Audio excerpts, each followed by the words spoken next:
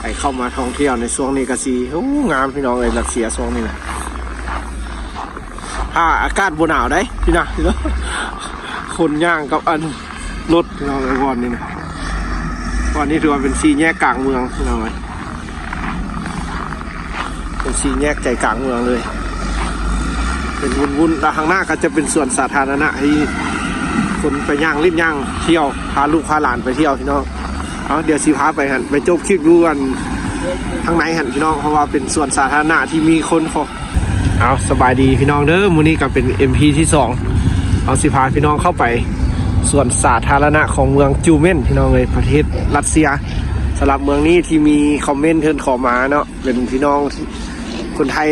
ที่คนขอออกมาว่าไปถ่ายส่วนสาธารณะให้เบิ่งได้มื้อนี้เขาสิพาเข้าไปไหนพี่น้องเข้าไปหันตอนนี้อยู่ที่ไฟแดงกลางเมืองพี่น้องเลยนี่บ้านเทินเดี๋ยวสิพาเข้าไปย่างพี่น้องมันจะมีตัวยังแค่ส่วนเด็กน้อยลิ้นเห็นไหมพี่น้องพาลูกพาหลานมาเที่ยวลิ้นยามมื้อแลงนี่ถือว่าเป็นบรรยากาศของบ้านเทินพี่น้องเลยรัสเซียในช่วงซีคอดปีใหม่พี่น้องเลยเอาซีด MP ที่2ที่อันมีคอมเมนต์เทินขอมาว่าให้ไปถ่ายส่วนสาธารณะให้เบิ่งได้ว่าอยู่รัสเซียเป็นแนวไหนตอนนี้เขากำลังยืนอยู่อันไฟแดงพี่น้องเลย4 แยกเดี๋ยวสิพาพี่น้องเข้าไปเบิ่งว่าเป็นแนวไหนพี่น้องเลยส่วนสาธารณะบ้านเทินเนาะมันชี้จากไหนพี่น้องเดี๋ยวพี่น้องสิได้เห็นอันเทินขี่สกีพี่น้องเลยขี่สกีแบบสเก็ตนะกำลังสิข้ามทางสิพาพี่น้องไปเด้อ4 แยกตัวนี้ถือว่าคนแน่นพี่น้องเลยคนมักย่างคนรัสเซียนะกำลังตกแต่งกลางเมืองพี่น้องเลย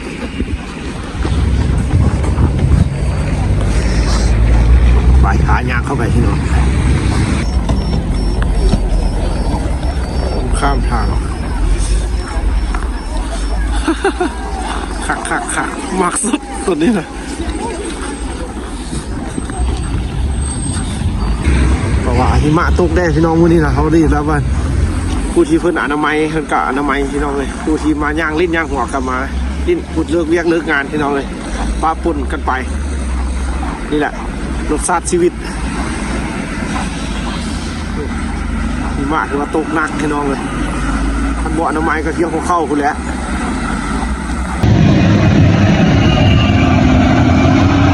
มันกำลังเร่งอนามัยหิมะพี่น้องเอานี่ก็เป็นส่วนสาธารณะส่วนสนุกพี่น้องเลยที่เพิ่นพาลูกพาหลานมาเล่นยามแรงพี่น้องเลยที่ขอมาแล้วเขาก็เป้ามาถ่ายให้เบิ่งพี่น้องเลยพอดีเลิกเรียนแล้วกลับมาเลาะถ่ายให้เบิ่งเด้อนี่พี่น้องเลยบอลยางเล่นยางหัวคองสาวเมืองหนาวพี่น้องเลยบ้านเพิ่นรัสเซียเด็กน้อยกันสิมากแท้ๆแล้วมาหาตัวมีพี่น้องเลยอันนี้ก็เป็นเอกลักษณ์ของบ้านเพิ่นตัวมีพี่น้องมีขาวตัวใหญ่ขนาดไหนพี่น้องเบิ่งแต่คนนะลอดกล้องได้เด็กน้อยถ่ายผู้ถ่ายอย่างพี่น้อง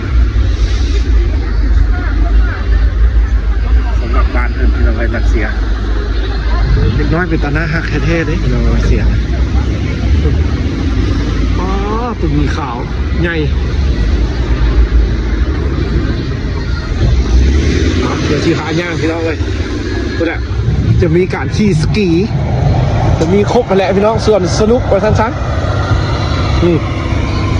สำหรับเมืองนี้เด้อโอ้ตุยแหละ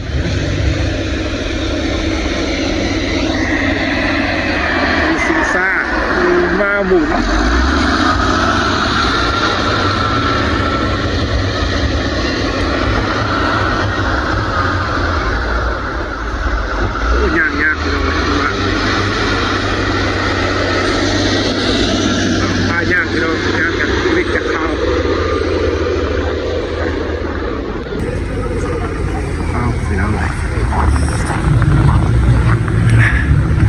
สำหรับส่วนสาธารณะ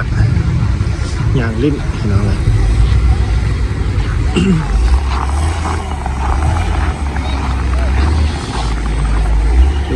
าวเนาะตะหักเด็กน้อยได้หน่อย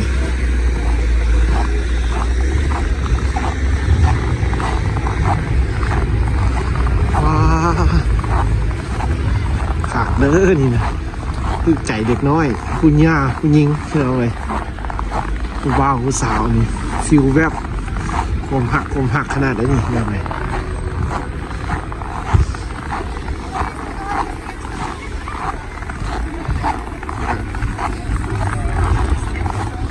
จริงๆห้องงามเราขาดได้นี่มันจะมาอย่างลิ้นเราไงเราสีหาไปดูอันนี้ก็เป็นสิงซาที่สิงซาสวรรค์บ้านเขา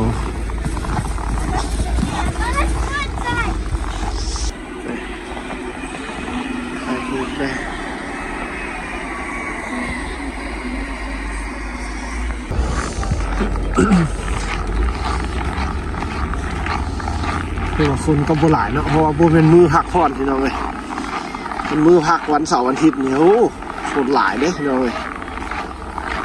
นี่ถือว่าธรรมดามันปกตินี่ตะลุดเด็กน้อยมองหน้าเขาโอ้คือบ้านเขาเนาะบ้านเขาตะลุดแต่อยู่ห้องคลองหน้าพี่น้องเลยนี่หักเลยนี่นะเด็กน้อยลิ้นเหงื่อแตก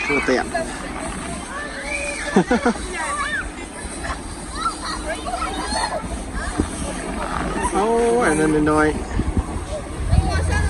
โอ้ต่ำกันเอากันลงปุ่น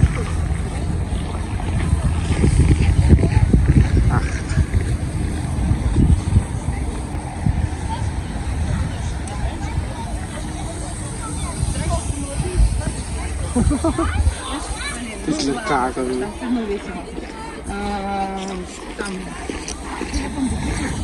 อ๋อนั่นเอาข้างหน้ามาเลยโอ้เพิ่นยังบ่เปิดให้ขี้พี่น้องเจ้าเปิดเป็นมือบ่เนาะอันนี้น่ะนี่น่ะคักขนาดได้นี่พี่น้องเอ้ยปีใหม่เขาเจ้ามาขี้เป็นคู่กันได้นี่พี่น้องนี่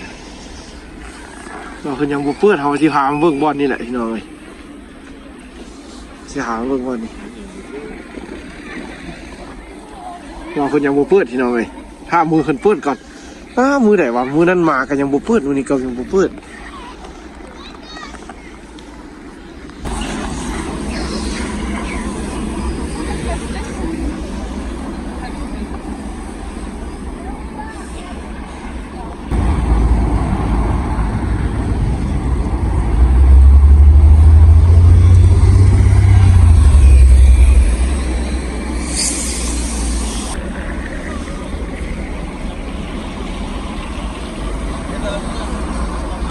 รถลากแต่ละคันมาเต็มตู้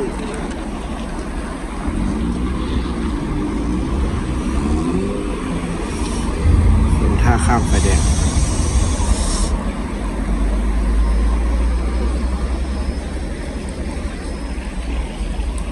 มีประเทศใดเป็นแนวนี้แน่พี่น้องเอ้ย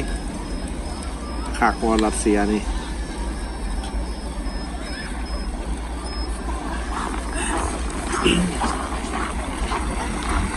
วุ่นกันเลยได้ข้ามเส้นทาง